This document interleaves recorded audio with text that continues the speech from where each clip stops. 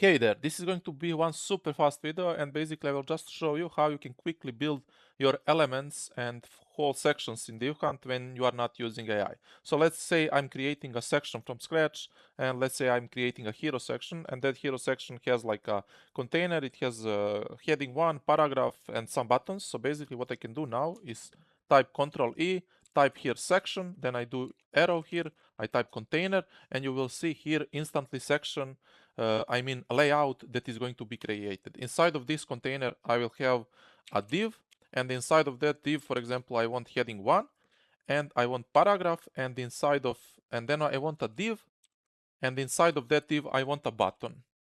And this is structure that is going to be created. That's a simple example. Obviously, you can do more than just a simple layout. You can instantly add classes to the div, IDs, or even a content. So for example, I want this button to have a class primary button. And if system has that class, it will attach your existing class. If it doesn't, in my case, this class doesn't exist, and it will tell you here that it is going to create a new class. So in this case, for example, I will remove this, and maybe on this paragraph, I want to say here, hello there. And you just use this syntax to instantly apply text.